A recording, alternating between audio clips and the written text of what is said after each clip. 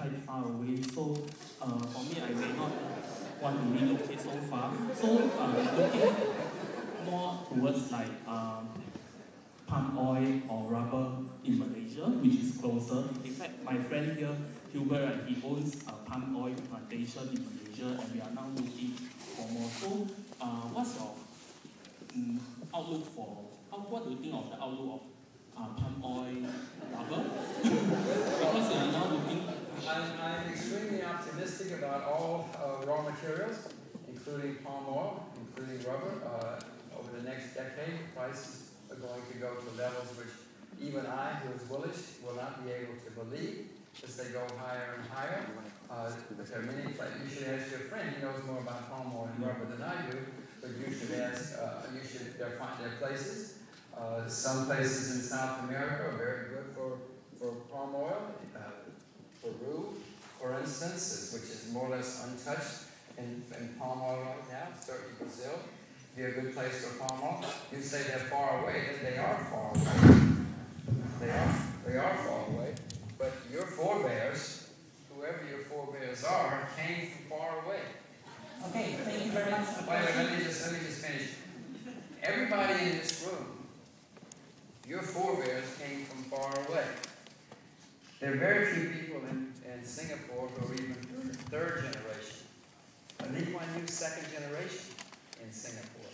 So everybody here came from far away. Everybody in America came from far away. And the ambitious and successful people are very often immigrants. The people who are brave enough to pack up and leave their country and everything they know, which is safe and secure, and go far away.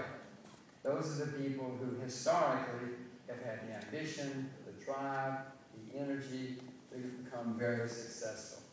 Look around. I mean, you don't have to ask your neighbors or anything, but you know who you are. You know who you may not know who your grandparents were, much less your great-grandparents. But I assure you, everybody in this room, somebody in your family, not too far back, came from far away. That's why you're here, and that's why Singapore is successful. Thank you very much. Can I have another question, please? Okay. Mr. Lopez, thank you for sharing the experience with us. My name is Ian from China, and I study in SMU. So here, for how to make money, I will not ask you such questions. I leave opportunities to other people. So what I would like to ask is that, currently, there are still quite a lot of people in the world. They cannot share the growth of the economy and the benefits of the economy. So do you have any suggestions or comments on how we change this kind of situation to make more people can share the growth of the economy? So this is my first question, and the second question is that... Well, let me answer the first question first, because I'll probably forget.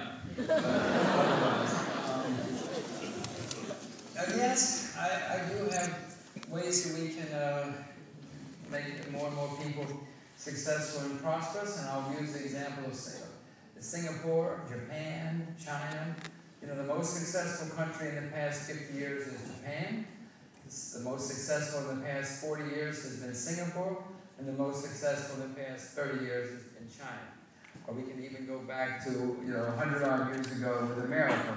And the thing that made these countries so successful was that they encouraged people to save and invest, and they unleashed the human spirit. There were very few regulations and controls. You could go, and if you wanted to open a shop, you opened a shop, and if you were successful, you made a whole lot of money. That's what's always been successful throughout history, and certainly throughout the past, the examples which I use. In America right now, and in the West right now, we don't have that philosophy anymore. In America, in fact, right now, they're propping up everybody in sight.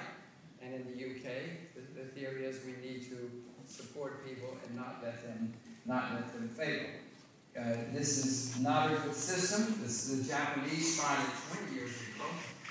The Japanese, when they started having problems in the early 90s, said, we won't let anybody fail. We're going to prop everybody up. And Japan has been a mess for the past 20 years. You've heard the term zombie companies, zombie banks. In Japan, there are companies which are still just living on the government or being supported. The Japanese stock market today is down 75% from where it was 20 years ago. That's not a typo. The Japanese stock market is down 75% in the past 20 years because they keep trying to prop people up. Scandinavia, at the same time, 20 years ago, had the same kind of disastrous problems. They let people fail. A lot of people went bankrupt. It was terrible. It was horrible 2 or 3 years. But since then, Scandinavia has been one of the most successful parts of the world. Sweden today, for instance, has been one of the greatest success stories of the past 15 or 20 years. The way capitalism is supposed to work is that some people succeed and other people fail. When people fail, competent people come in, take over the assets, reorganize and start over from a sound base with sound, strong assets, and then you start again. That's not what's happening in America, in the West right now, America and UK certainly. In America and UK right now, the government is coming in and taking the assets away from the people who are successful, giving those assets to the people who are unsuccessful, who have failed, and saying to the incompetent people, okay, now you can start over and now you can compete with the successful people's assets with their own money. I mean, this is madness. It's no wonder that America is going bankrupt. It's no wonder that the UK is going bankrupt. We in America had a lost decade. We're going to have another lost decade, just as the Japanese have had 2 lost decades. You know, the idea that nobody can fail it defies comprehension to me. It's bad economics. It's never worked throughout history. And by the way, it's bad morality, as far as I'm concerned, that you take assets from competent people, give them to incompetent people, so that they can compete with competent people with their money.